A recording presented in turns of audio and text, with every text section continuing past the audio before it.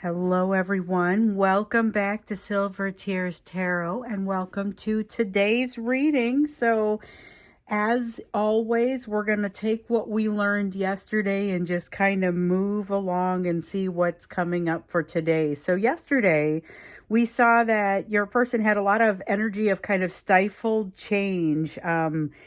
And something they were being held back from doing, that's something that's happening in their personal life. In the extended, we kind of got into what that might bring about for them. And one of the things that really came out there was that, this person is not who they used to be. And we hear that a lot in these readings. We know the same is true of you. So today we're going to look into a little bit more about who they are now. And of course, anything else that wants to come out as we look along this story. So it's going to be another reading for this collective, general reading.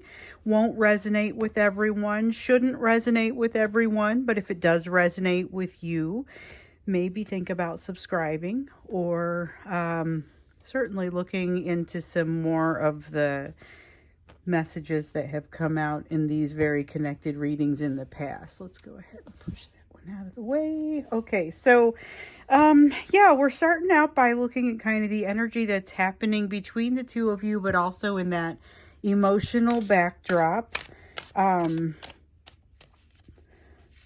There was a lot of energy of stifled change. That was what came out for me yesterday. They feel like they're ready to grow out of a situation. They're like horses behind a starting gate. There's a need for that prayer. We see that Hermit card coming out of a lot of decks here recently. Sense of them not being true to themselves, being a little self-destructive. We saw that come out.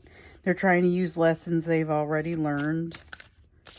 But the thing is, they've learned the lessons, but they haven't necessarily figured out how to put them into play yet. Things are not necessarily...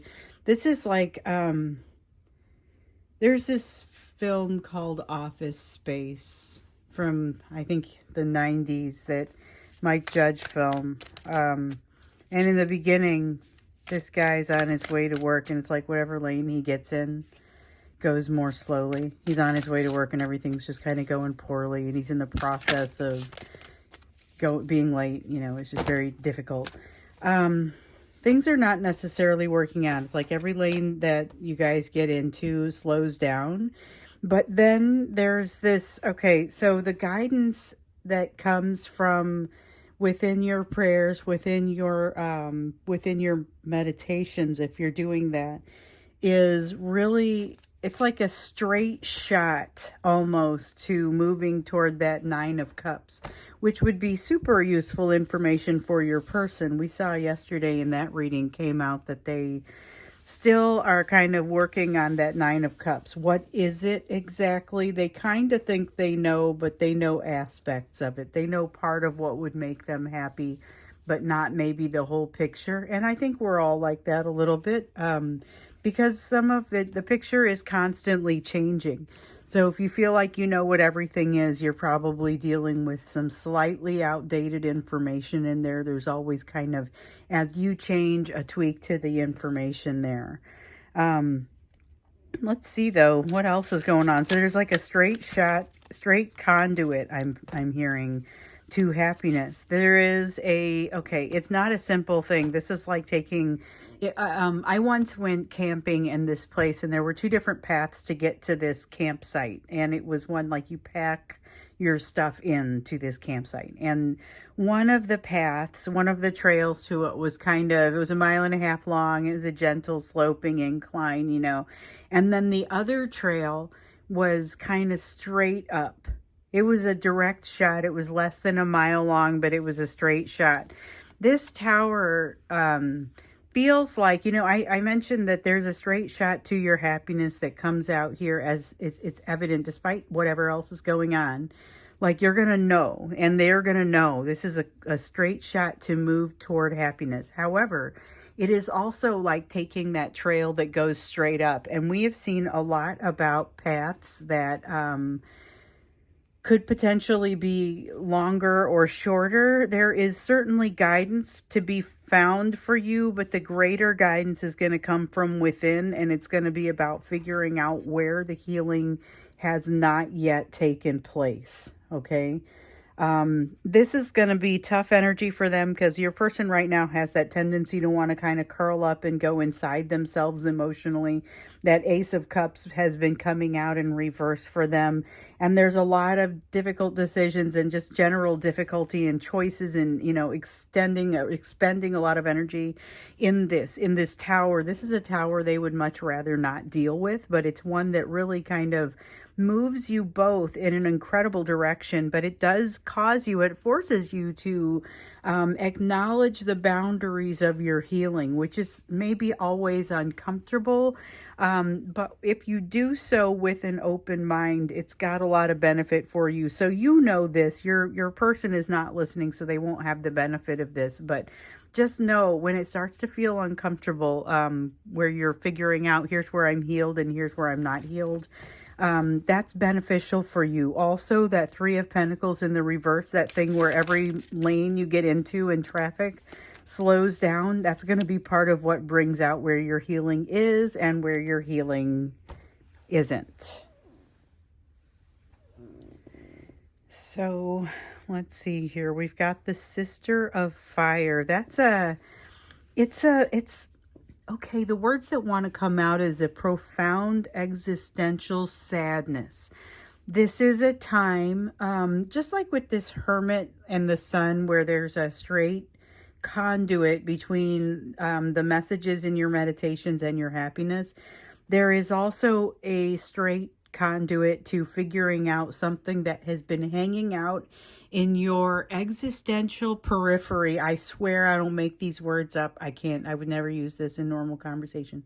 It hangs out in your existential periphery, and there is an extreme sadness associated with it. Look for it in the weakest part of the day for you, whatever that is, whether it is, for me, it's waking up in the morning, but it used to be in the evening, right as the sun started to hit a certain level.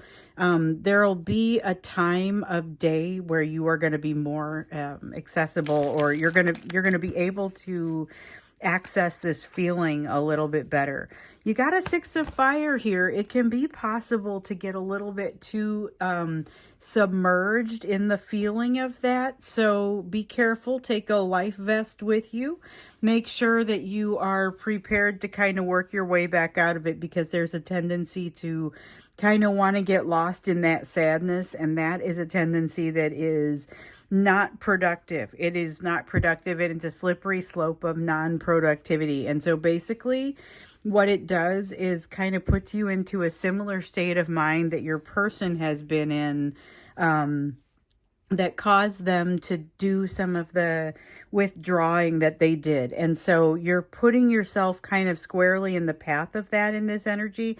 So are they, but oddly, they're a little bit more resistant to it, simply because I think they exist in that space a little bit more often.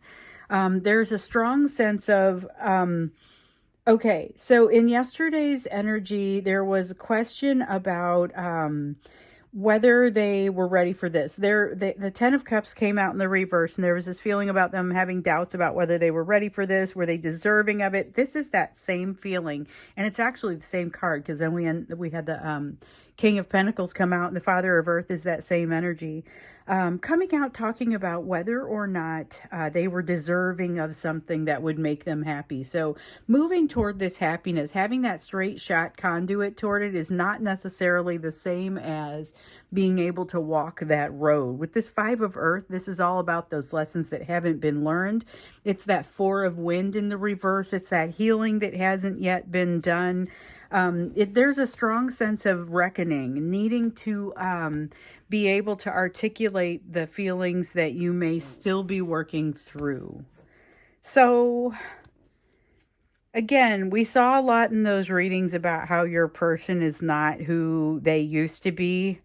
So let's get a little bit more about what they are now, who they are now. Something has shifted, and honestly, they've been shifting. It's been fairly consistently shifting. That's one thing that has been an unstable situation from the standpoint that it has not remained the same. So when I say unstable, I don't mean to bring along any specific implications as to the quality of the situation. However, I would say always changing. And so your person has also been changing all along, just like you have. We have the Eight of Pentacles. They will have mastered something. They know more about why they're doing what they're doing. And it is, what was this? Was I supposed to do this? No, that's underneath. But I'm going to take it out just to talk about it for a moment. And then I'll put it back away in case it's supposed to be part of the other pull. So we have Eight of Pentacles, Queen of Wands, and the Tower. This is just all kind of at once wanting to come out. Here's the person that they are now. Much more awareness around them. We've been seeing this building where they become more aware of who they are and what they bring to the situation. They're not feeling emotionally stable about that right now. And it is causing them to want to kind of shut down emotionally. We've seen this energy, this Ace of Cups kind of energy come out for this quite a lot here lately, talking about them wanting to shut down, avoid this tower. And yet you're going to be impressed with the level of awareness that they have in certain areas, but it's still just too much for them to carry. And we see that with the Four of Cups. So every time they think they have this thing figured out, what they discover is they really don't. And that it's just so much bigger than what they thought it was. We had a couple of cards back. Yes. Okay, so we have the Emperor. They're getting more balanced in their masculine energy. So not that they're going to be less intrusive, I guess, in that masculine energy, because they have this masculine energy that can only be described as like intrusive. It's overwhelming, but it's intense. And there's a time and oh boy, they think this is okay. So, they don't necessarily have, how can I put this? They don't necessarily have the awareness of the fact that they're not ready to move on from this third party situation. They have not entirely internalized the threat and what they plan to do about it. They are seeing a union kind of coming into place in their mind. It's happening in places like dreams and fantasy, though. And so it has this kind of, every time they have a dream about you, it catapults you a little bit closer, but doesn't bring you all the way closer together, because they're constantly working to kind of run in the other direction. So at this point, there's an ongoing sort of back and forth where they get moved, catapulted, I guess I would say, more back in your direction. And then they realize, no, I made a mistake over there. So this is the Fool in the reverse, which is the catapulting you. Well, the Empress and the Emperor together are bringing, that's a magnetism that honestly cannot be denied, okay? But the Fool in the reverse is, no, I'm going to keep running the other direction. And then the Five of Water here, this is like a Five of Cups. This is why.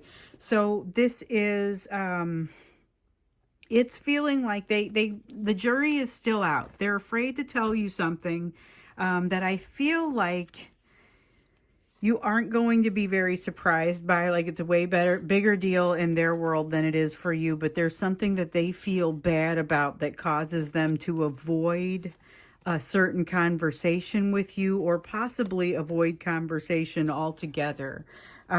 Interesting.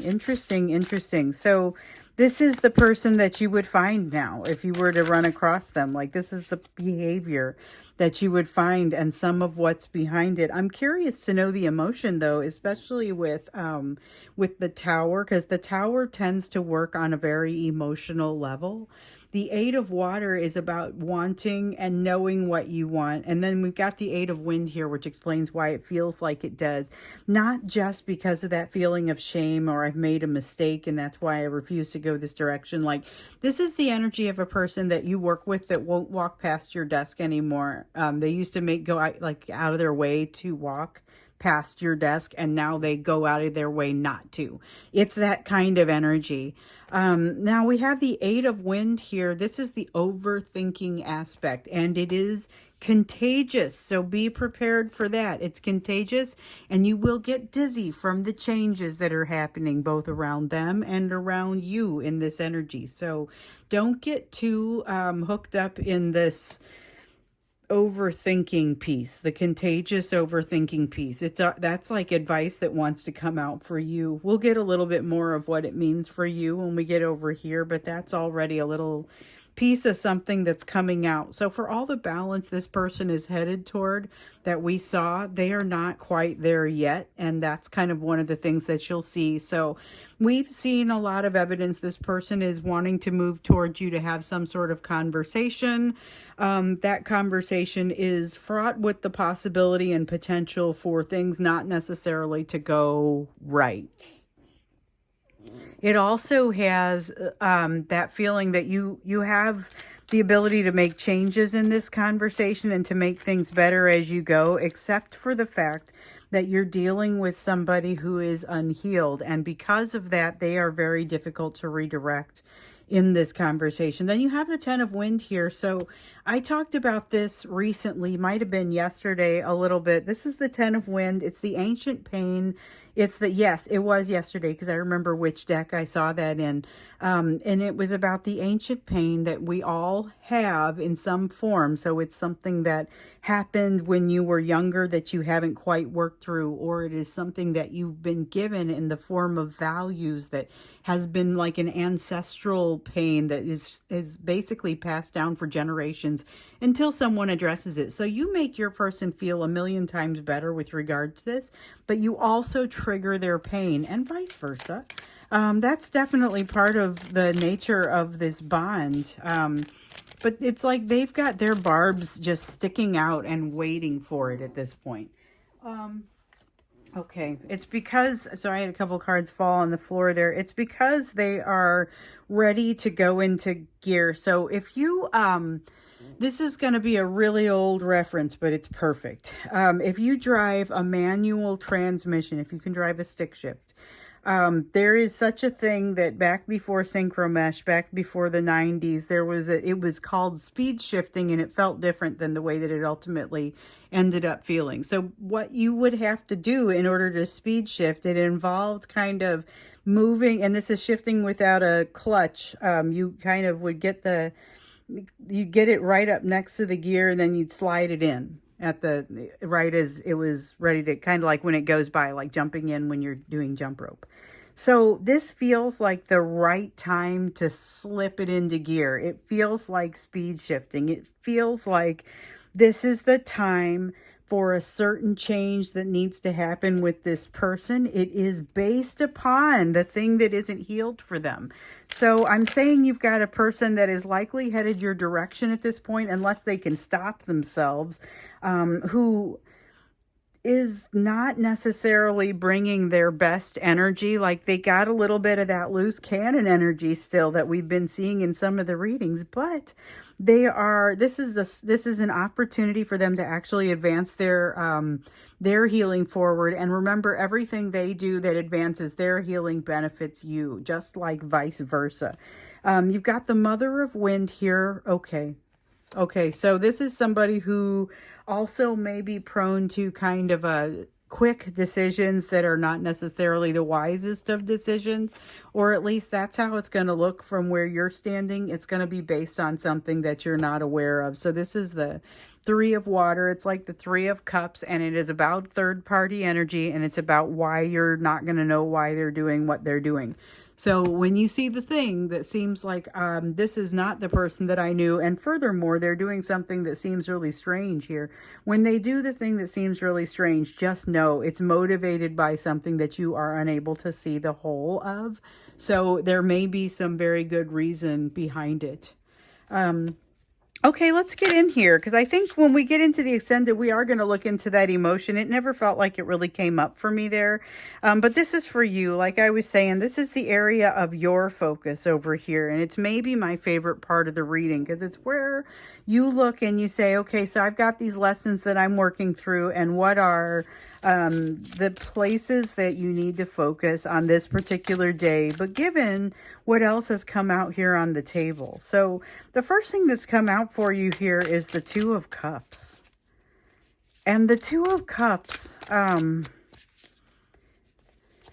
interesting energy because it's not necessarily, so sometimes the Two of Cups in the reverse is about a lack of partnership, but in this case it's about looking at a partnership that needs, like it needs some kind of repair, but it also needs to be honored in some way. That's what I get from this. It's not, you find yourself in a charmed position. So there's something here about your life that you are going to want to recognize. You're going to want to recognize something very positive that is coming through for you in your life right now, and something that hasn't changed or has gotten stronger. Something's gotten easier to juggle, or you've gotten better at it. Maybe that's a better way to say it. That's what I'm getting here with this Two of Pentacles. Mostly, though, with this energy, it's awareness within the self.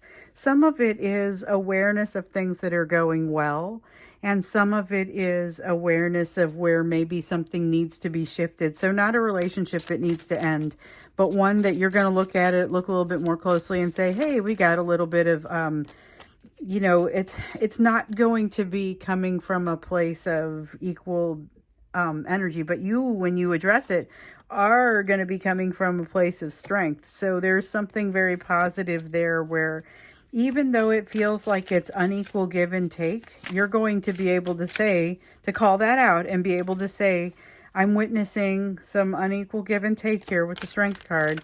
And it's going to be a quick fix, like an easy, oh, hey, you're right, I have been remiss, and then they fix it. It's that sort of thing. This does not feel like it's associated with your person. Could be associated with that new soulmate, or it could be just somebody that's already in your life. And that soulmate may also be somebody that's already in your life. We've seen that come out in some of these cards as well. So you do actually, I feel like, have a moment to rest, a moment to think things through, a moment to get a little bit calmer. There's a sense of that, a moment of getting a little bit calm, and definitely of being able to think things through. Once again, with the Father of Wind, that is energy of thinking things through. It's energy of being able to be strategic, to lay plans, making decisions with little or insufficient information. That's what that moon is all about. We have the Father of Fire here, which kind of warns you against sometimes when things really get going for you, you may have a tendency to start to be a little bit controlling of the situation. Observe yourself and just make sure it feels like it's associated with the momentum of dealing with the situation, not necessarily that you just feel like you should be in charge. Even though maybe you are in charge or you feel like you should be. That's not relevant. It's more about the momentum. So you got the Ten of Fire here. Yeah, this reminds me of that lesson that came out a couple days ago about, and we've seen it before. It's about being aware of how you approach each crossroads, because in some cases you don't need to carry the burden. Okay, you're carrying the burden for some things that you don't need to be. And this Four of Water actually feels a little bit like that. Okay, and so does this Nine of Earth. So basically what these come out together feeling like is you're carrying a burden that you don't necessarily need to be carrying. So all of those, we haven't seen the Two of Swords come out here, and I think it's like that's only happened once here recently. Maybe it'll come out when we get into the extended, but the idea here is you are working through some difficult decisions, and there are going to be some places where I think you're capable of kind of taking on more than is necessary. So you can carry the load, but it's one of those situations where just because you can doesn't necessarily mean you should. So both you and your person have gotten some advice here about evaluating when you come to that crossroads. What is this that I need to carry? How much of this can I impact? How strongly do I feel about this? And those things kind of combine to help you decide how to move forward with it. But you have to think about it every time. And the answers change, just like in what's going to make you happy, what's going to be that Nine of Cups. So we're going to go ahead and go into the extended, and we're going to get into this person's emotions a little bit more deeply, because that's something that kind of hasn't truly come out here. So getting into their emotions, finding out how they are feeling in this new energy. This definitely is kind of a new energy. They're more aware, but they're also still pretty volatile and not healed. So if you run across this person, they are going to seem pretty different. But let's find out how they're feeling. We'll go into the extended. Thank you so much for being here with me. I look forward to seeing you over in the extended, or if not, then I will see you in tomorrow's reading.